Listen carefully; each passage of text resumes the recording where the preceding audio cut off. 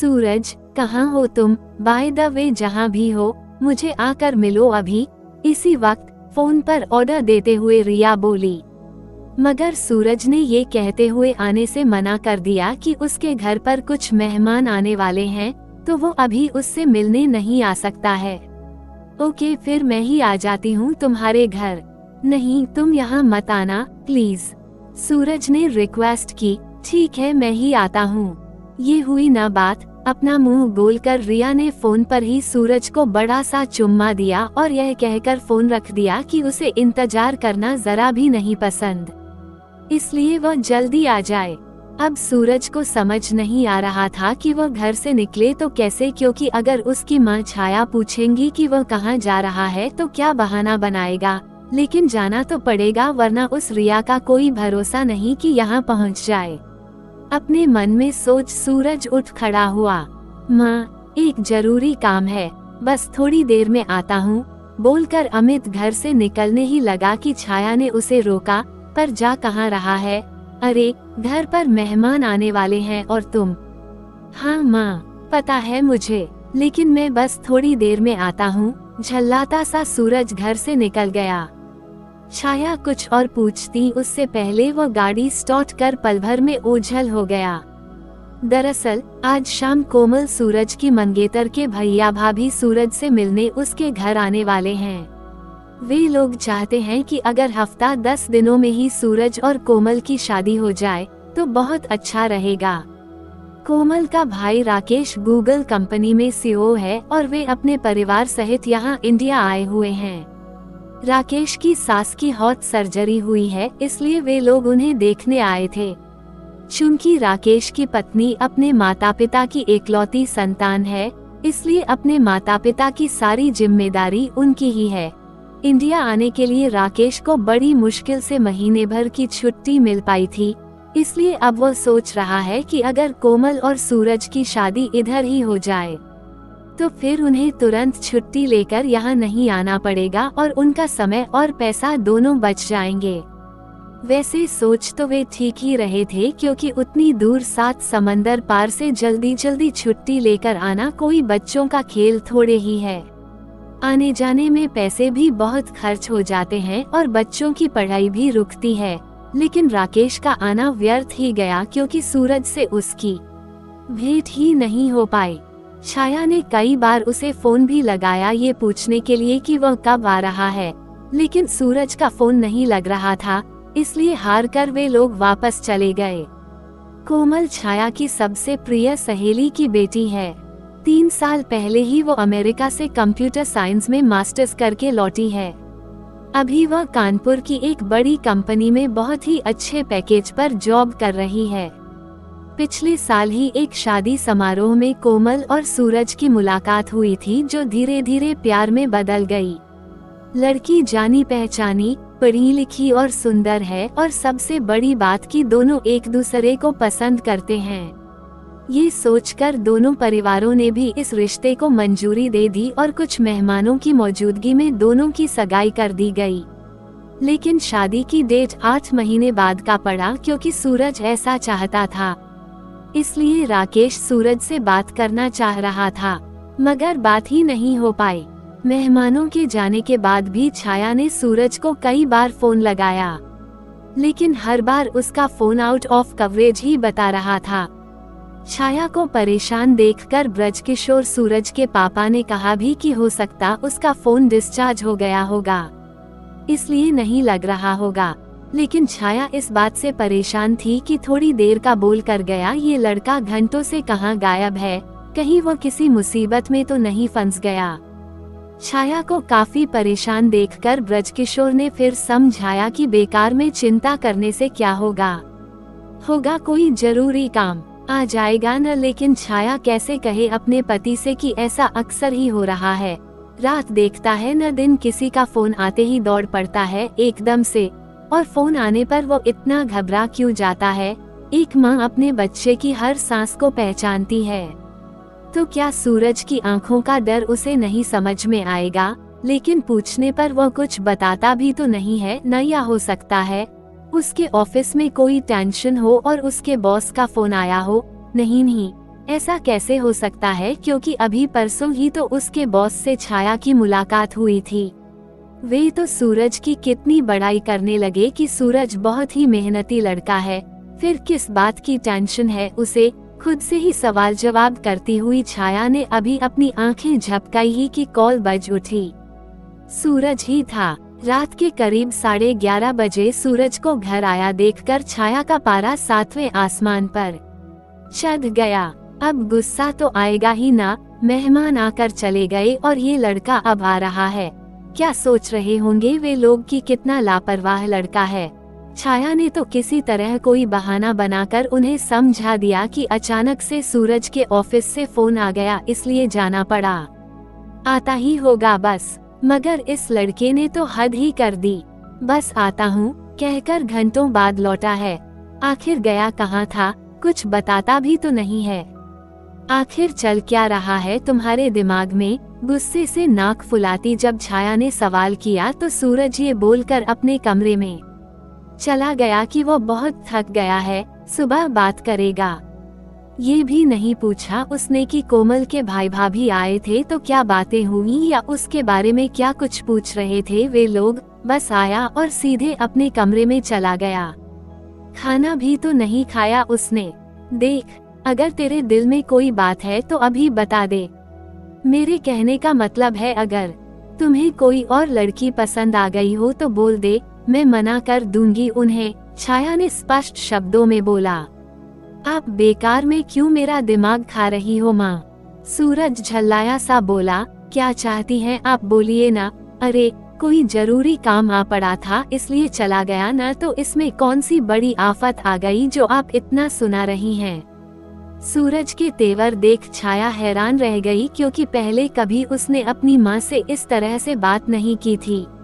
Please आप जाइए यहाँ से, मुझे सोने दीजिए, कहकर सूरज ने लाइट ऑफ कर दी। छाया कुछ पल वहीं खड़ी रही, फिर कमरे से बाहर निकलकर सोचने लगी कि कहीं ऐसा तो नहीं कि सूरज को कोई दूसरी लड़की पसंद आ गई हो और अब वह कोमल से शादी नहीं करना चाहता है। नहीं, अगर ऐसा होता तो वो सगाई ही क्यों करता कोमल के साथ। मैं भी न बेकार में उल्टा सीधा सोचने लगती हूँ। हो सकता है इसे ऑफिस की ही कोई टेंशन हो। अपने खुले बालों को मुट्ठी में लपेटकर जूड़ा बनाते हुए छाया ने पलट कर देखा तो सूरज दीवार की तरफ मुंह किए सो रहा था, इसलिए वह धीरे से दरवाजा बंद कर वहां से चली आई। अपनी माँ से इस तरह बात करना सूरज को जरा भी अच्छा नहीं लगा, लेकिन वह भी क्या करे, क्योंकि वो अपनी माँ से झूठ नहीं बोल सकता था और छाया सच सुन नहीं पाती। इसलिए उसे अपनी माँ से ऐसे रूखे स्वर में बात करनी पड़ी ताकि वो बार बार उससे सवाल न करे। कोमल को भी उसने फोन पर ऐसे ही दो टूक शब्दों में जवाब देकर चुप करा दिया था कि अभी उनकी शादी नहीं हुई है, जो वो उस पर इतना हक जता रही है। कोमल को सूरज की बात का बुरा तो लगा था, पर उसने जताया नहीं। लेकिन सूरज को ये भी नहीं हुआ कि वापस फोन कर उसे एक बार सॉरी बोल दें। उल्टे कोमल ने ही उसे फोन कर हालचाल पूछा था। कोमल भले ही अमेरिका से पढ़ लिख कर लौटी है और इतनी बड़ी कंपनी में जॉब कर रही है, लेकिन उसमें घमंड नामात्र का भी नहीं है। डाउन टू अर्थ है वह। उसकी इसी अदा पर तो सूरज फिदा हो गया था। कोमल अमीरी गरीबी जाति धर्म में कोई भेद नहीं करती है। वह तो सड़क पर भीख मांग रहे बच्चे को भी गोद में उठाकर दुलार करने लगती है। जब भी समय मिलता है वो अपनी मेड के बच्चों को बैठा कर पढ़ाती है। हर संडे वो ब्लाइंड्स बच्चों को भी पढ़ाने जाती है। जब उसकी मेड का पति शराब पीकर उसे मारता पीटता था, तब कोमल ने उसे ऐसी डांट लगाई थी कि उसने अपनी पत्नी के साथ बदसलूकी करना छोड़ दिया। कोमल जब तब अपनी मेड की पैसों से भी मदद करती रहती है। हालांकि उसकी यह मदद सामान्य बात है, पर उसे ये सामाजिक सरोकार की रिया अपनी माँ और दादी से विरासत में मिली है। वैसे बेतरतीब इंसान तो सूरज भी नहीं है। वह भी लोगों की मदद करने में विश्वास रखता है और उसके इसी विश्वास का नतीजा है कि आज वह इतनी बड़ी मुसीबत में फंस चुका है। छाया अपने कमरे में ये सोच सोच कर करवटें बदल रही थी कि आखिर सूरज को हो क्या गया है। क्यों वो इस तरह से सबसे व्यवहार करने लगा है? कोमल भी पूछना चाहती थी उससे कि कोई समस्या है तो बताएं, साथ मिलकर सुलझा लेंगे। लेकिन सूरज कैसे बताए किसी को कि वो एक बहुत बड़ी मुसीबत में फंस चुका है जिससे वह चाहकर भी बाहर नहीं निकल पा रहा है। काश मैं समय को पलट पाता। काश मैं उस रिया का असली रूप देख पाता, तो आज मेरी जिंदगी कुछ और ही होती। सूरज अपने मन में सोच ही रहा था कि उसका फोन घंघना उठा। रिया का ही फोन था। नहीं, मैं इसका फोन नहीं उठाऊंगा। फोन को घूरते हुए सूरज बड़बड़ाया, लेकिन अंजाम के डर से उसने फोन उठा लिया। इतनी देर लगती है तुम्हें फोन उठाने में? रिया गुर्राई। नहीं, वो मैं सो गया था इसलिए फोन की आवाज सुन नहीं पाया, सॉरी। बोलो ना, क्या बात है? बात कुछ नहीं, वो कल मुझे 3 लाख रुपयों की सख्त जरूरत है, तो तुम मेरे घर आकर दे जाओगे या मैं ही आ जाऊं पैसे लेने? रिया के लफ्ज काफी सख्त थे। 3 लाख पर इतनी जल्दी 3 लाख रुपए कहां से आएंगे? वो तुम जानो, मुझे तो बस 3 लाख रुपए चाहिए, वह भी कल के कल, कहकर रिया ने फोन रख दिया और सूरज अपना सिर पकड़कर बैठ गया। मन तो किया उसका अपनी माँ की गोद में सिर रखकर खूब रोए और कहे कि अब उसे नहीं जीना है, मर जाना चाहता है वह। मगर छाया हाई बीपी की मरीज है, इसलिए वो अपने आंसुओं को खुद ही पीता रहा घंटों तक। कोमल से भी वह कुछ नहीं बता सकता था, क्योंकि हो सकता है ये सब जानने के बाद वो उससे शादी करने से मना कर दे, और वो कोमल को किसी भी हाल में खोना नहीं चाहता था। अपने ही गम में डूबे कब सूरज की आंखें लग गईं और कब सुबह हुई उसे पता ही नहीं चला। घड़ी में देखा तो सुबह के 7 बज रहे थे। रात में ठीक से नींद न आने के कारण उसका सिर दर्द से फटा जा रहा था, इसलिए अपनी आंखें बंद कर वो सोने की कोशिश करने ही लगा कि उसका फोन घंघना उठा। उसे लगा रिया का ही फोन है, इसलिए झल्ला कर बोला, आखिर तुम चाहती क्या हो? बोलो ना, क्यों तुम मुझे चैन से जीने देना नहीं चाहती? एक काम करो, बंदूक लाओ और मार दो मुझे, एक बार में सारा किस्सा ही खत्म हो जाएगा। कोमल चौंकी, क्योंकि फोन पर वही थी, लेकिन उसने सिर्फ इतना ही कहा, सूरज, मैं कोमल बोल रही हूँ। कोमल तुम? मुझे लगा कि मेरे बॉस का फोन है। बताओ, इतनी सुबह सुबह क्यों फोन किया? तुम ठीक हो? हाँ, मैं तो ठीक हूँ।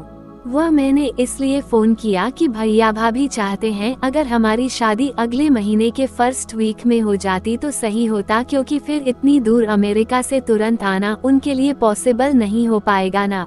हाँ, वो कल हमारी बात नहीं हो पाई इस बारे में। सोच रहा हूँ ऑफिस से सीधे तुम्हारे घर ही आ जाऊंगा। भैया तो रहेंगे ना? हाँ, भैया घर पर ही रहेंगे, तुम आ जाओ। कोमल पूछना चाहती थी कि कोई परेशानी तो नहीं है उसे, लेकिन पूछ नहीं पाई। ओके, फिर हम शाम को मिलते हैं। सूरज फोन रख लेता ही था कि देखा छाया चाय की ट्रे लिए खड़ी है। वो हड़बड़ा कर उठ खड़ा हुआ और हाथ से चाय की ट्रे लेने की कोशिश करने ही लगा, मगर छाया खुद ही चाय की ट्रे टेबल पर रख पानी का खाली जग लेकर वहां से चलती बनी। छाया के चेहरे से ही लगा रहा था कि कल की बात को लेकर अभी भी वो उससे नाराज है।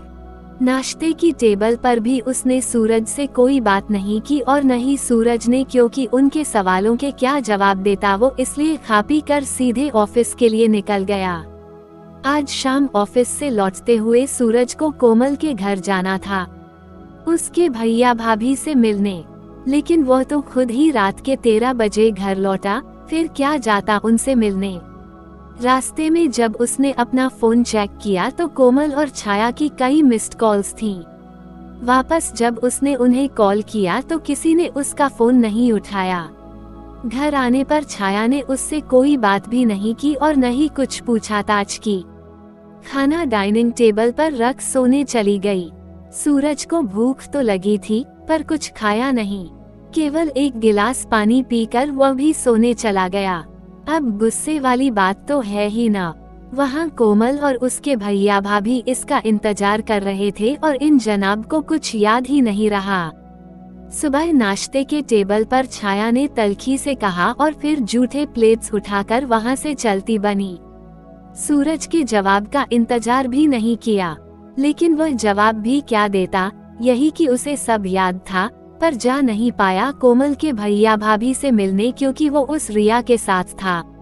हाँ, उसी रिया के साथ जिसका वो मुंह भी नहीं देखना चाहता, लेकिन मजबूर है कि उसकी उंगलियों पर नाचने को विवश है। दूसरे दिन शाम को सूरज जब ऑफिस से घर आया तो काफी थका हुआ महसूस कर रहा था। छाया घर पर नहीं थी, इसलिए उसने खुद ही अपने लिए चाय बनाई। रात के खाने की टेबल पर भी वो चुप ही रहा।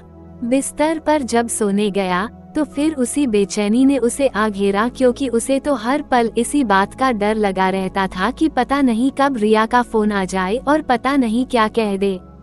इंसान की आंखें नींद से कितनी भी बोझल क्यों न हो, लेकिन अगर सिर पर चिंता मंडरा रही हो तो नींद हवा हो जाती है। सूरज के साथ भी यही हो रहा था। रिया नाम के चक्रव्यूह में वो ऐसे फंस चुका था कि उसकी रातों की नींद और दिन का चैन गायब हो चुका था। ऑफिस में भी उससे ठीक से काम नहीं हो पा रहा था। मन करता सूरज का कि चीख चीख कर दुनिया को रिया की सारी सच्चाई बता दे, लेकिन क्या इस आग में वह नहीं झुलसेगा, क्योंकि सारी तस्वीरें और वीडियो तो यही कह रहे हैं कि सूरज ने रिया का बलात्कार किया है। फिर क्या कोमल के भैया कभी अपनी बहन की शादी सूरज से होने देंगे और छाया विश्वास करेगी कि सूरज सही बोल रहा है और उसने रिया के साथ कुछ गलत नहीं किया है? नहीं, उसका चुप रहना ही बेहतर है।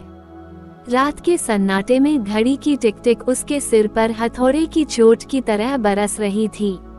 मन तो कर रहा था उसका कि घड़ी की बैटरी निकाल कर फेंक दे ताकि वो बजना बंद हो जाए। सोचता, काश समय पीछे जा पाता तो वो सब कुछ ठीक कर देता, लेकिन ये कहाँ संभव था। समय कभी पीछे गया है किसी का? हाँ, उस समय में किए गए अच्छे बुरे कर्म जरूर इंसान के साथ साथ चलते हैं। आज भी उस मनहूस दिन को याद कर सूरज तड़प उठता है। सोचता है, काश वह न हुआ होता तो आज उसकी जिंदगी कुछ और ही होती। आज से 4 साल पहले रिया से उसकी पहली मुलाकात अपने एक दोस्त की बर्थडे पार्टी में हुई थी। शॉर्ट ड्रेस में इतनी खूबसूरत लड़की को देखकर मनचला सूरज का मन मचल उठा था, लेकिन जब अचानक से वो पार्टी के बीच से ही गायब हो गई तो उसका मन उदास हो गया। पूछने पर सूरज के दोस्त ने बताया कि वो लड़की यानी रिया उसके ही ऑफिस में काम करती है। अभी पिछले महीने ही इंदौर से ट्रांसफर होकर वो कानपुर आई है। उसके बारे में सूरज और भी बहुत कुछ जानना चाहता था, मगर दोस्त से पूछते नहीं बना। घर आकर भी वो उसके ही ख्यालों में खो गया। सुबह जब नींद खुली तो रिया का ही मुस्कुराता चेहरा नजर आया उसे, लेकिन न तो उसके पास रिया का कोई फोन नंबर था और न ही उसके घर का अता पता ही कि वो उससे कांटेक्ट कर पाता। उस दिन संडे की छुट्टी से ऊब कर जब वो मॉल पहुंचा तो रिया को वहां देखकर उसकी आंखें चमक उठी। बिना कुछ सोचे समझे लपक कर वो उसके करीब आ गया और बोला, हाय, आप वही हैं न? मेरे दोस्त संतोष के बर्थडे पार्टी में मिले थे हम। याद आया? हाँ, याद आया। आप अमन? रिया रुक रुक कर बोल रही थी, क्योंकि ठीक से उसे उसका नाम याद नहीं आ रहा था। हाँ, मैं सूरज सिंह राठौर। बड़ी गर्मजोशी के साथ सूरज ने अपना हाथ आगे बढ़ाया। उसकी बात पर रिया मुस्कुरा कर बोल पड़ी, नाम ही काफी है, सरनेम बताने की जरूरत नहीं है। उसकी बात पर सूरज बुरी तरह से झेप गया। बोला, I think you are right, और सरनेम में रखा ही क्या है, रखा तो नाम में है। उसकी बात पर रिया खिलखिलाकर हंस पड़ी तो सूरज भी हंसने लगा। उस दिन के बाद से दोनों अच्छे दोस्त बन गए। उनकी रोज फोन पर बातें और मुलाकातें होने लगीं। बातों बातों में ही एक दिन रिया ने बताया कि उसके पापा प्राइवेट जॉब में थे। कोरोना के कारण वो नहीं रहे तो घर चलाने के लिए उसे अपने सपने त्याग कर यह जॉब करनी पड़ी। सूरज के पूछने पर वो बोली कि उसका सपना तो पायलट बनने का था, मगर आज एक छोटी सी नौकरी करने को मजबूर है। फिर वह बताने लगी कि उसके घर में माम पापा के अलावा एक छोटा भाई भी है और उन सब की जिम्मेदारी रिया पर ही है। उसकी बातों से सूरज काफी इम्प्रेस हुआ और बोला था कि कौन कहता है कि लड़कियां बोझ होती हैं अपने माँ बाप पर, बल्कि वे तो अपने माता पिता का अभिमान होती हैं और वक्त पड़ने पर उनका सहारा भी बनती हैं। रिया के पूछने पर सूरज ने बताया कि वो यहीं कानपुर में ही एक बड़ी कंपनी में मैनेजर की पोस्ट पर कार्यरत है और उसके पापा रायबरेली में SBI में ब्रांच मैनेजर हैं। माँ हाउसवाइफ हैं और एक छोटा भाई है जो बेंगलुरु में मेडिकल की पढ़ाई कर रहा है। क्या बात, तुम्हारी तो पूरी फैमिली ही एजुकेटेड है, अपने हाथ को हवा में लहराते हुए रिया बोली। उस पर सूरज बोला कि हाँ, उसके परिवार में चाचा, मामा और उनके बच्चे भी ऊंची ऊंची पोस्ट पर हैं। कई तो अमेरिका, ब्रिटेन और कनाडा में रहते हैं। उस पर आश्चर्य से रिया की आंखें फैल गई थीं। दोनों की दोस्ती अब काफी गहरी हो चुकी थी। छुट्टी में अक्सर दोनों साथ समय गुजारते दिख जाते थे। पहले रिया कभी बस तो कभी ऑटो पकड़कर ऑफिस जाती आती थी, मगर अब वो सूरज के साथ उसकी ही गाड़ी में ऑफिस जाने आने लगी थी। एक रोज रिया ने बताया कि वो यहाँ एक पीजी में रहती है, पर पीजी का भाड़ा बहुत ज्यादा है, खाना भी वहाँ का खाने लायक नहीं होता है, इसलिए रूम शेयरिंग में अगर एक कमरे का घर मिल जाता तो अच्छा होता। उस पर सूरज बोला था कि वह भी एक लड़के के साथ, जो कि उसके ही ऑफिस में काम करता है, रूम शेयरिंग में रहता है, लेकिन अब उसकी शादी हो रही है, इसलिए उसे अकेले रहना पड़ेगा। तो क्यों न रिया उसके साथ आकर रहने लगे। आइडिया अच्छा था। तय हुआ कि दोनों आधा आधा किराया देंगे और खाने पीने का खर्चा भी मिल बांट कर उठाएंगे। अब दोनों साथ रहने लगे थे। घर बार के कामों में भी वे एक दूसरे का पूरा सहयोग करते। साथ रहने से जल्द ही दोनों के बीच की सारी औपचारिकताएं भी मिट गईं। लेकिन पहल हमेशा रिया की ही तरफ से होती थी और अंजाम तक पहुंचने में सूरज उसका भरपूर सहयोग करता था। कोई चूक न हो जाए, इस बात की दोनों पूरी सावधानी बरतते थे।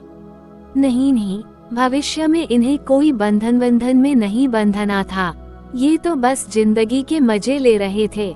सूरज के पास पैसों की कोई कमी नहीं थी।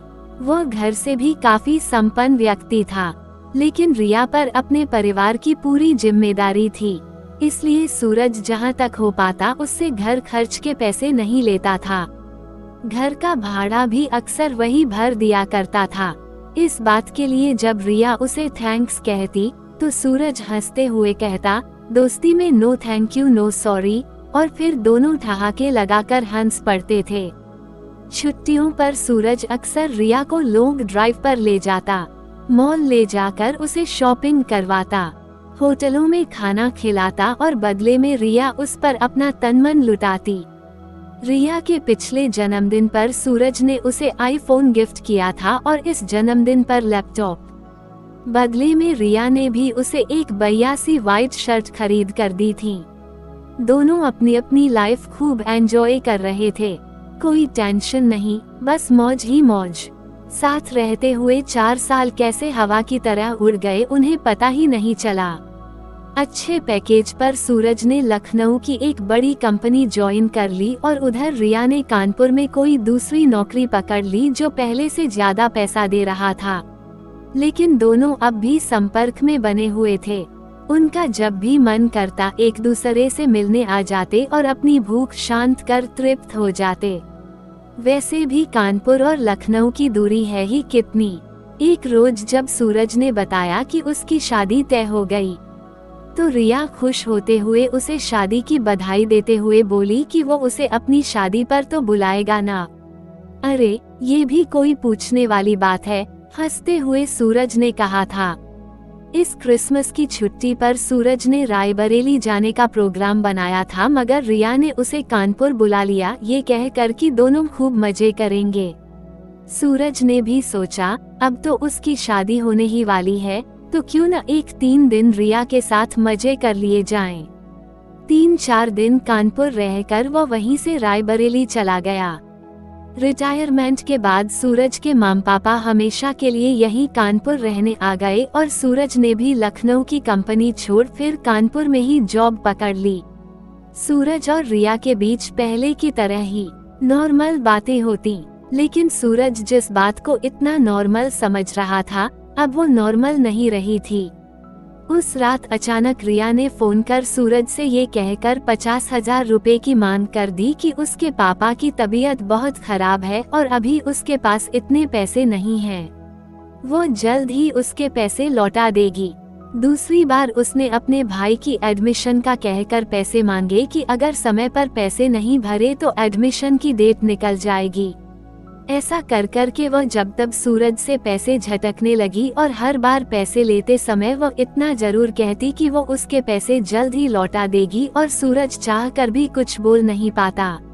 अभी तक वो धीरे धीरे कर सूरज से करीब 3 लाख से ज्यादा ले चुकी थी, मगर हर बात की एक हद होती है और सूरज की अपनी भी जिंदगी थी, उसके भी खर्चे थे। इसलिए इस बार उसने पैसे देने से साफ मना कर दिया और यह बात रिया को चुभ गई। अपना असली रंग दिखाते हुए बोली, वैसे सूरज हमारे नाजुक पल के मैंने कुछ वीडियो बना रखे हैं, देखोगे? कुछ तस्वीरें भी खींची थी, अभी भेजती हूँ, बताना पसंद आई या नहीं, बोलकर वो अजीब तरह से हंसी। वीडियो और तस्वीरें देखकर सूरज के तो पैरों तले की जमीन ही खिसक गई। ये सब क्या है रिया, प्लीज इन्हें डिलीट करो अभी, सूरज घबराया सा बोला। अरे तुम तो घबरा गए और डिलीट क्यों करूं इन्हें, कितना तो अच्छी हैं, देखो ना, नहीं लग रहा है कि तुम मेरे साथ जबरदस्ती कर रहे हो और मैं तुमसे खुद को बचाने की कोशिश कर रही हूँ, रो रही हूँ, गिड़गिड़ा रही हूँ, तुम्हारे सामने दया की भीख मांग रही हूँ और तुम मुझे दबोचे हुए हो। हाँ, जानती हूँ ये सब झूठ है, बल्कि मैंने ही तुम्हें ऐसा करने को कहा था, लेकिन ये बात मानेगा कौन, क्योंकि यह वीडियो और फोटो तो यही बता रहे हैं कि तुम मेरा बलात्कार कर रहे हो, बोलकर रिया ठहाका लगाकर हंसी। मगर सूरज को समझ नहीं आ रहा था कि रिया ने ये वीडियो कब और क्यों बनाया और तस्वीरें भी तो यही कह रही हैं कि उसने उसके साथ जबरदस्ती की है, लेकिन उसने तो कभी उसके साथ कोई जबरदस्ती नहीं की, बल्कि जब भी उनके बीच रिश्ता बना दोनों की मर्जी से बना। हाँ, याद आया, उस क्रिसमस पर जब वो रिया से मिलने कानपुर गया था तब मजाक में ही रिया बोली थी, चलो आज हम कुछ नए तरीके से सेक्स का मजा लेते हैं, ऐसा लगे कि तुम मेरा बलात्कार कर रहे हो और मैं खुद को तुमसे बचाने की कोशिश कर रही हूँ, गिड़गिड़ा रही हूँ, तुम्हारे सामने दया की भीख मांग रही हूँ। उस पर सूरज ने हंसते हुए बोला भी था कि यह सब नाटक करने की क्या जरूरत है रिया। उस पर रिया बोली थी, अरे करके देखो तो सही, बहुत मजा आएगा। मगर सूरज को यह नहीं पता था कि रिया की यह सब सोची समझी चाल है। उसने जानबूझकर सूरज से ऐसा करवाया था ताकि वीडियो बनाकर बाद में उसे ब्लैकमेल कर सके। सही सोच रहे हो तुम, मैंने यह वीडियो जानबूझकर ही बनाया था ताकि मौका पड़ने पर इसे इस्तेमाल कर सकूं, लेकिन सोचो अगर यह वीडियो और तस्वीरें पुलिस के पास चली गईं तो क्या होगा। अपने अधर को टेढ़ा कर रिया मुस्कुराते हुए बोली, वैसे मैं ऐसा होने नहीं दूंगी, लेकिन सोच रही हूँ कोमल को सेंड कर दूं, उसे बहुत पसंद आएगा। तुम क्या कहते हो? तुम चाहती क्या हो? सूरज चीख पड़ा था। पैसे, और जब भी बुलाऊं आना पड़ेगा, इतलाते हुए रिया बोली। पैसे देने से मना करने पर वो सूरज को पुलिस का डर दिखाती, कहती कि पूरी दुनिया में उसे बदनाम कर देगी, फिर उसे मुंह छिपाने के लिए जगह नहीं मिलेगी, और डर कर सूरज उसकी हर गलतसी मान को मानता जा रहा था। रिया ने उसकी हंसती खेलती जिंदगी को मजाक बनाकर रख दिया था, लेकिन अब वो इन सब से थकने लगा था। मन करता नींद की गोलियां खाकर सो जाए या किसी ट्रेन के नीचे आ जाए, लेकिन ये सब इतना आसान भी नहीं था। अपनी जिस शादी को लेकर सूरज इतना खुश था, अब उसी से उसे डर लगने लगा था। सोचता अगर कोमल को ये सब पता चल गया तो क्या होगा। उल्टे पुल्टे विचार आते उसके मन में और वो सिहर उठता। रिया के फोन का स्पीकर खराब हो गया था, इसलिए उसने सूरज को व्हाट्सएप मैसेज कर 1 लाख रुपए लेकर आने को बोल दिया, वह भी तुरंत। लेकिन सूरज के पास सच में पैसे नहीं थे अभी, इसलिए उसने उसे पैसे देने से मना कर दिया। फिर अंजाम क्या होगा ये भी समझ लो तुम। मैसेज करके ही रिया बोली, कल शाम 5 बजे पैसे तैयार रखना। समझ लो, नहीं तो मैं यह वीडियो और तस्वीरें पुलिस के पास पहुंचा दूंगी और तुम्हारी उस कोमल को भी। फिर मत कहना कि बताया नहीं था। सूरज ने उसकी बातों का फिर कोई जवाब नहीं दिया और उन्हीं कपड़ों में घर से बाहर निकल गया। कोमल जब सूरज से मिलने उसके घर पहुंची तो छाया ने बताया कि पता ना है, सुबह से ही वो कहाँ गया है, कुछ बताकर भी नहीं गया है, इसलिए वो खुद ही उसे फोन करके पूछ ले। कोमल ने जब सूरज को फोन मिलाया तो पता चला वो अपना फोन घर पर ही भूल गया है। पता नहीं कोमल का क्या मन हुआ कि वो उसका व्हाट्सएप खोलकर देखने लगी। रिया और सूरज का मैसेज पढ़कर पहले तो वो हक्की बकी रह गई, लेकिन जब रिया का डीपी खोलकर गौर से देखा तो शॉक्ड रह गई, क्योंकि रिया वही लड़की थी जिसके कारण कोमल के एक अजीज दोस्त श्लोक ने अपनी जान दे दी थी। मगर कोई सबूत न होने के कारण पुलिस को किसी पर कोई शक नहीं हो पाया था और गुनहगार बच निकला था। लेकिन मरते मरते श्लोक ने कोमल को रिया की सारी सच्चाई बता दी थी। आज फिर वही सब सूरज के साथ होते देख कोमल का खून खौल उठा। उसे डर था कि कहीं श्लोक की तरह सूरज भी कुछ कर न ले। कोमल को सब समझ में आने लगा कि अचानक सूरज का व्यवहार इतना क्यों बदल गया, क्यों वो हर बात पर झुंझला उठता, क्यों शादी को लेकर कोई रुचि नहीं दिखाता। रिया ने और भी कई लड़कों को अपनी सुंदरता के जाल में फंसाकर प्राइवेट पल के वीडियो का भय दिखाकर उन्हें अपना निशाना बनाया था। कोमल ने फटाफट सूरज के फोन से रिया के सारे मैसेज, फोटो, वीडियो अपने फोन में ट्रांसफर कर लिए और छाया से यह बोलकर घर से निकल गई कि सूरज ने उसे गार्डन रेस्टोरेंट में मिलने बुलाया है तो वह जा रही है। लेकिन घर से वो ये सोचकर निकली कि अब वो रिया को नहीं छोड़ेगी, उसे उसकी करनी की सजा दिलवा कर रहेगी। सूरज कहीं कुछ ऐसा वैसा न कर ले, इसलिए कोमल ने पहले उसे ढूंढने की कोशिश की। मिलने पर वो सूरज को एक शांत पार्क में ले गई। सूरज अभी भी चुप था। कोमल ने अपनी हथेलियों के बीच उसके हाथ को प्यार से दबाते हुए फिर पूछा कि रिया से उसका क्या रिश्ता है। तो पहले तो वह झूठ बोल गया कि वह किसी रिया को नहीं जानता है, लेकिन जब उसने सारे मैसेज जो रिया ने उसे भेजे थे दिखाए तो वह टूट गया। अपने आंसू पोंछते हुए उसने एक एक कर सारी बातें कोमल के सामने रख दी और कहने लगा कि अब वह जीना नहीं चाहता। मगर कोमल उसे धैर्य बंधाते हुए बोली, मरने से क्या होगा, यही कि उसके माँ पापा भी नहीं बचेंगे। उसे तो ये सोचना है कि रिया को कैसे सबक सिखाया जाए ताकि वो फिर किसी को अपना शिकार न बना सके। और तुमने मुझे ये सब क्यों नहीं बताया, ये सोचकर कि मैं तुम्हें गलत समझूंगी। पागल हो क्या, मैं अपने सूरज को नहीं जानती। चिंता मन करो, सब कुछ ठीक हो जाएगा। चलो अब उठो, घर चलते हैं। वहाँ आंटी अंकल तुम्हारे लिए परेशान हो रहे हैं। सूरज का हाथ पकड़कर कोमल बोली तो वो उसके पीछे चल पड़ा।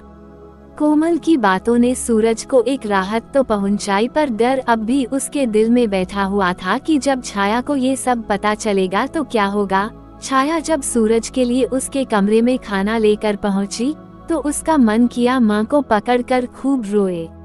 बेटे की हालत देखकर छाया को उसकी चिंता होने लगी, लेकिन अभी भी वो समझ नहीं पा रही थी कि उसे हुआ क्या है।